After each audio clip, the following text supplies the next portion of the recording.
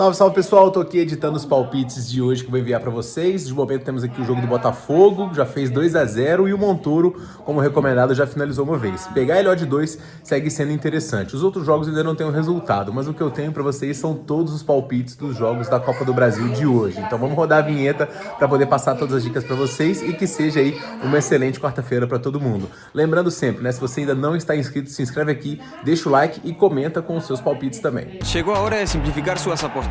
Na conta Bpag, você tem seus sites favoritos no mesmo lugar, para se divertir com segurança e cashback. Crie essa conta e saia na frente. E vamos embora, pessoal, palpites de quarta, hoje recheado de jogos da Copa do Brasil, e a gente começa com o jogo do CSA contra o Vasco. O CSA está na Série C e não vive um bom momento nessa competição, não venceu os últimos 3 jogos, acabou de trocar de treinador, então o Igor Magalhães aí deixou o time no último domingo, e o time já correu para poder apresentar um novo treinador, mas é um ambiente muito turbulento. O Márcio Fernandes foi apresentado e ele quer aí redefinir, né, reeditar, na verdade, momentos bons que ele já teve com a equipe. O CSA, ele é um time que ele tem conseguido surpreender nessa Copa do Brasil até o momento. Na Copa do Nordeste também conseguiu avançar, mas a campanha da Série C, o objetivo principal da equipe, não está sendo muito boa. Na Copa do Brasil, o time conseguiu eliminar o Grêmio com um bom jogo dentro de casa, é a maior força da equipe, venceu por 3-2, segurou um 0-0 lá, mas isso, na minha visão, fala muito mais mal sobre a equipe do Grêmio do que sobre a equipe do CSA, um time que tem as suas limitações técnicas, mas que com a força da torcida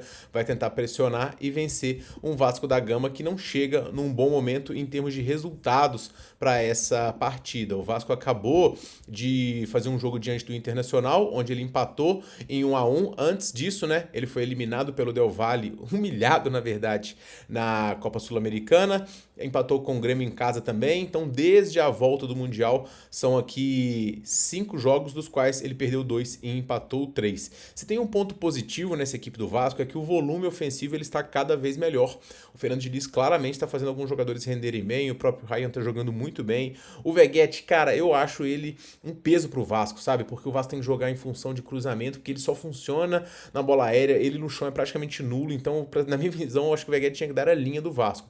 Mas tem outros jogadores despontando, o próprio Nuno Mendes também é um jogador interessante, e o Vasco, na minha visão, ele é favorito diante do CSA. Se você pegar, obviamente, os critérios casa fora, você vai ver que o CSA dentro de casa é um time muito sólido e o Vasco fora de casa não joga nada, mas tecnicamente hoje pra mim o Vasco está um degrau acima do CSA. Eu vou ficar muito surpreso se o Vasco for derrotado e eu espero que o Vasco assuma o protagonismo desse jogo, tanto em ações quanto em finalizações. O mercado que eu mais gosto nesse jogo, pessoal, é o mais de 1.5 gols. Estatisticamente, a gente tem aqui um CSA aqui em casa, tem uma média de quase 2 gols feitos, o Vasco sofre quase 2 fora de casa e o Vasco está subindo a sua criatividade ofensiva. Então a gente pode ter tanto gols do CSA quanto gols do Vasco. O maior risco aqui está no CSA fazer um gol e sentar em cima dessa vantagem e o Vasco meio que se contentar com uma derrota por um gol de diferença. Mas, cara, para um time de Série A se contentar por uma derrota de um gol com o time da Série C, na minha visão vai ser demais. Ao mesmo tempo, se o Vasco fizer um gol, o CSA vai ficar muito exposto. E a gente vai ter um Vasco que é mal defensivamente, com transições para poder matar o jogo no lado ofensivo. Então, mais de 1.5 aqui é o que mais me agrada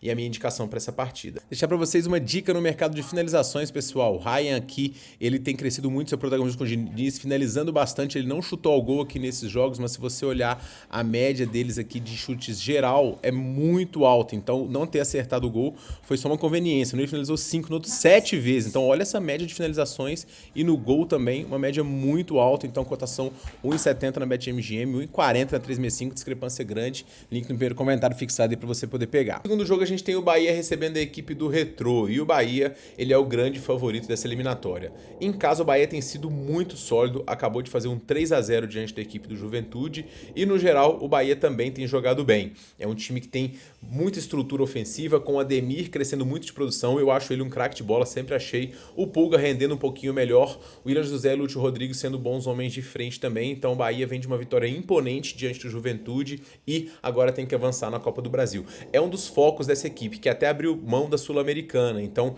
o Bahia tem que avançar, uma competição que paga muito e é importante para esse time agora que tem um aporte forte do Grupo City. Outro jogador que está jogando muito bem aqui é o João Lucas, fez inclusive gols nos últimos jogos, e o Everton Ribeiro, um craque de bola também, que comanda e faz todo mundo que está à sua volta jogar melhor. O Retrô, por sua vez, também um time de Série C, também um time aqui que tem estrutura financeira, aporte bom por trás, mas os resultados não têm sido bons. Os resultados não têm sido bons muito por conta do lado ofensivo. A média de gols do Retrô é muito baixa. Em 1, 2, 3, 4, 5, 6, 7 dos últimos 10 jogos o time sequer sofreu gols. O time conseguiu uma eliminação aí diante da equipe do Fortaleza. Foi de certa forma surpreendente, mas fala mais mal sobre o Fortaleza no momento final, sobre o Vojvoda, do que eventualmente sobre o Retrô, que fora de casa também não consegue jogar bem a maioria dos jogos, embora venha de uma vitória aqui fora de casa diante do Brusque. Cotação de 1,17 aqui, pessoal, uma cotação que eu sempre vou ter medo, porque o Bahia muitas vezes em jogos eliminatórios, tanto na Libertadores quanto na própria Copa do Brasil, não está conseguindo impor um ritmo para poder pressionar e vencer por larga vantagem. Se a gente pegar aqui, ó, Copa Libertadores, perdeu pro Nacional, Copa do Brasil, beleza, atropelou o Paysandu, aí a gente pega aqui contra a América de Cali na Sul-Americana, também não conseguiu vencer, e teve um outro jogo também, isso mesmo na Libertadores aqui, em alguns outros jogos em casa, que o Bahia não atropelou, então isso me deixa com um pouquinho de pé atrás. O Bahia raramente cumpre os handicaps aqui nessas competições, ó, na Libertadores empatou com o Inter, ganhou por 1-0 só do Atlético Nacional, perdeu pro Nacional, depois teve jogo aqui com a América de Cali também ficou 0-0. Então só na Copa do Brasil aqui diante do Paysandu que ele conseguiu vencer por uma larga margem.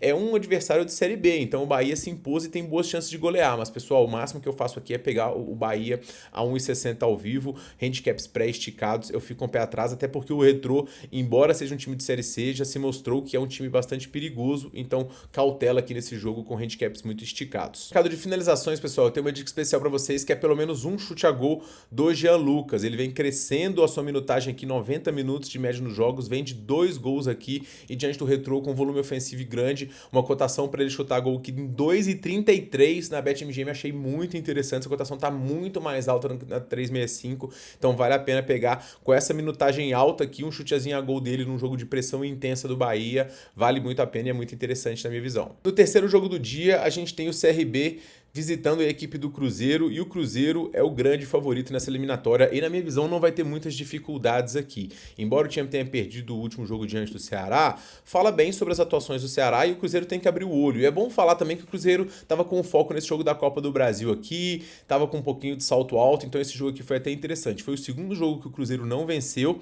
mas o Cruzeiro ainda segue jogando muito bem, com muitas finalizações e muito volume. Hoje os principais jogadores vão estar disponíveis aqui e o time vai forte diante da equipe do CRB. O CRB é um dos times que na Série B não está desempenhando muito bem. Em casa ele até consegue bons resultados, mas fora de casa o desempenho do CRB cai demais da conta. O CRB é um time aqui que chega para esse confronto, para vocês terem uma ideia, não vencendo nenhum dos últimos 10 jogos e nos últimos 5 fora, em 3 deles o time sequer conseguiu fazer gols, mesmo pegando alguns adversários um pouco mais frágeis. Mas tem alguns jogadores de qualidade, o próprio Meia GG aqui é um jogador interessante, mas cara, time que já joga mal fora de casa, para poder pegar o Cruzeiro hoje, que vem sendo um dos melhores times mandantes dessa competição, eu acho que o Cruzeiro vai matar a eliminatória neste jogo mesmo, tá? Na Copa do Brasil, diante do Vila, o Cruzeiro atropelou, não só em gols, como também em estatísticas. Foram 9 escanteios, volume de ataque muito grande, e isso ainda era o Cruzeiro iniciando. O Cruzeiro hoje tem chance de fazer muito mais. Então, o CRB conseguiu eliminar a equipe do Santos, o que, na minha visão, fala mais mal sobre o que tem sido o desempenho do Santos do que sobre o desempenho do CRB, mas é bom ficar de olho mesmo porque é uma equipe perigosa, tá? Segurou o empate aqui e empatou e eliminou o Santos nos pênaltis. Mas o Cruzeiro, na minha visão, como eu falei, tem tudo para vencer com tranquilidade e eu vou pegar o handicap menos 1,5. O único handicap que eu vou buscar nesses jogos da Copa do Brasil esticado assim é o do Cruzeiro diante do CRB. Acho que o Cruzeiro vence aqui por 2, 3 gols de diferença. Para bilhete, gosto da vitória do Cruzeiro, pressão do Cruzeiro, cantos do Cruzeiro, enfim, para mim vai ser um dos confrontos aqui mais discrepantes. O Cruzeiro vai matar a eliminatória nessa ida. Eu não gosto do CRB fora de casa, embora perigoso, o Cruzeiro hoje é muito melhor. Esses 2 últimos jogos recentes aqui de oscilação servem para o time retomar o caminho das vitórias e vai vencer por 2 ou mais. Seguindo em frente, a gente tem o jogo do Corinthians e Palmeiras, uma das eliminatórias aqui mais com expectativa de se ver, porque é um clássico paulista. O momento do Corinthians não é bom, né? Ele venceu apenas 2 dos últimos 10 jogos e vem de 2 empates aqui no Brasileirão, mas esses empates tem algumas coisas positivas porque foram contra dois times bem mais fortes do que ele. Um deles diante do próprio Cruzeiro, que o Corinthians foi um pouquinho covarde, e o outro diante do Botafogo. Nesse aqui eu vi algumas coisas positivas. Depois de ter sido amassado no primeiro tempo, o Corinthians fez algumas mudanças interessantes e mostrou que o seu time titular fica muito mais competitivo. No treino de hoje, eu tô gravando um pouquinho antecipado, o Dorival focou nas linhas defensivas, no acompanhamento aí do alinhamento da zaga, dos laterais com os zagueiros,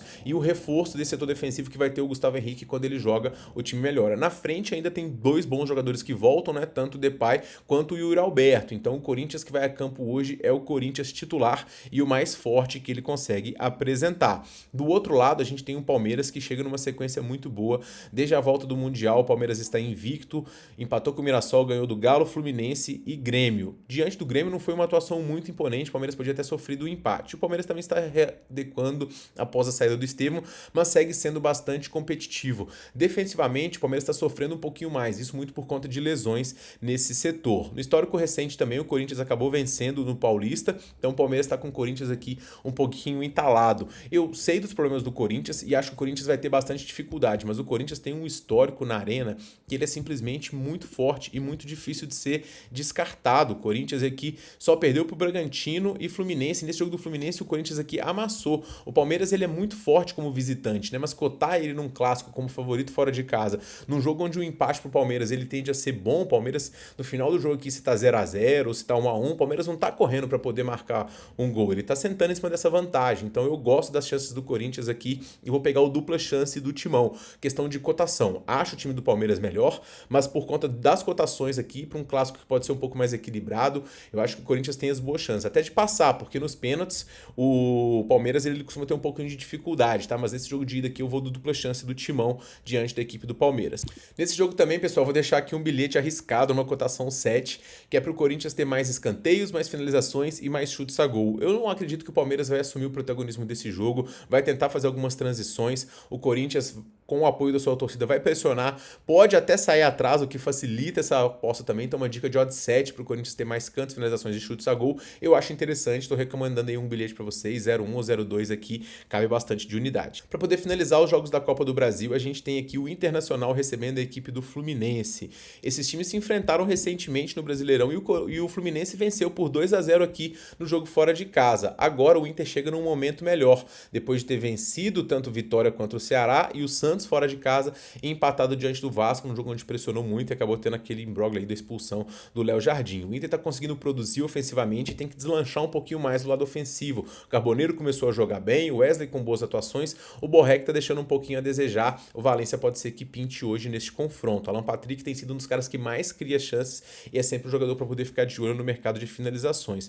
Do outro lado do Fluminense, a volta do Mundial acabou com a boa impressão deixada na competição. O Fluminense depois do Mundial pegou Cruzeiro tomou de 2, Flamengo tomou de 1, tomou de 2 do Palmeiras e de 3 do São Paulo no último final de semana. Então a situação do Fluminense ela chega aqui um pouquinho periclitante e o foco tem que estar um pouquinho no Brasileirão, embora o time tenha chances aqui, obviamente, diante do Inter, muito porque o Inter gosta de se complicar. O Fluminense está com problemas para poder escalar sua zaga com 3 zagueiros, o esquema que deu certo no Mundial, e ofensivamente tem sentido demais a falta do Arias. As negociações com o Vitinho têm emperrado, o John Kennedy tende a ganhar ritmo e vai ser um jogador importante, mas ainda assim o momento do Inter ele é muito melhor para este confronto.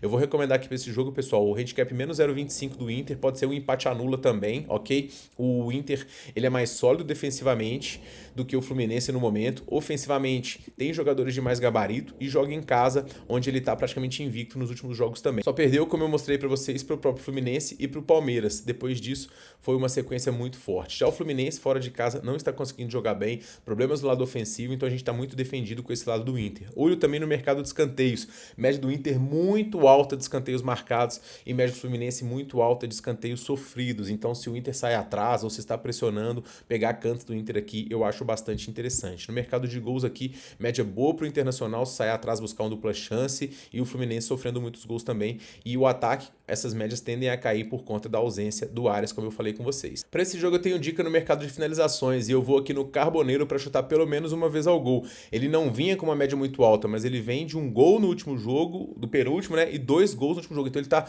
crescendo a sua produção ofensiva e criando cada vez mais chances. Agora, com o tempo a poder treinar, a sua minutagem tende a subir e ele, para poder chutar pelo menos uma vez no gol aqui, na minha visão, é bastante interessante. É o jogador que eu mais gosto, tá? Dessa equipe do Inter para poder finalizar a gol. Se abrir finalizações normais, de olho no Wesley também, que além de chutar bastante a gol, ele também consegue produzir aí pelo menos 2 finalizações, eu acho interessante. Do lado do Fluminense, não sei se vai aparecer aqui na tela porque ele tá aí embaixo, vou até clicar no nome dele aqui. Ele tá zerado ainda, né, desde que voltou, mas o John Kennedy é um cara que vai buscar muito o jogo e que pode ter espaço nesse Inter que costuma ceder chances aos adversários. Então achei a cotação dele aí pra chutar pelo menos uma vez ao gol, 2,34, tá muito acima da 3,65 também, e vale o risco aqui pra você que tá buscando, né, uma cotação alta de um jogador que pode surpreender, um outsider aí, zebra nessa partida. Para poder finalizar, pessoal, cotação na tela aí para vocês, odd 132, 2 chutes do Vitor Roque, a gol, 2 chutes do Yuri Alberto e ambas marcam no Palmeiras e Corinthians, 2 chutes do Borré, 2 chutes do Cano e ambas marcam no Inter e Fluminense. A gente tem acertado algumas dessas dicas aí, estamos em busca da odd 100, da odd 2000 quando junta 3 e até o final do ano a gente vai bater uma dessas, hein? A gente acertou na última rodada uma odd 4, na penúltima rodada uma odd 17, uma odd 9,50, ficamos perto de uma odd 2000 e quem sabe ela não vem aqui nessa rodada. Se você gostou dos meus palpites, não deixa de comentar aqui, eu vou lembrar vocês também que lá no meu grupo gratuito a gente vai ter mais dicas para esses jogos todos da Copa do Brasil. Se surgir alguma coisa de finalização, alguma coisa de falta e alguma super odd interessante, a gente vai enviar para vocês. Então o link está no primeiro comentário fixado e no primeiro comentário fixado também o link para você se registrar na BetMGM, que tem essas cotações mais altas do mercado de finalizações, e também o nosso link do grupo de odds altas. Então dá uma lida aqui tanto na descrição quanto no primeiro comentário fixado e participe e ajude-nos a crescer, beleza? Vídeo de hoje saindo antecipado, então deixa o like aí, comente com seus palpites também e para amanhã prometo que o vídeo vai sair cedo. A gente se vê no próximo vídeo, um forte abraço e boas apostas.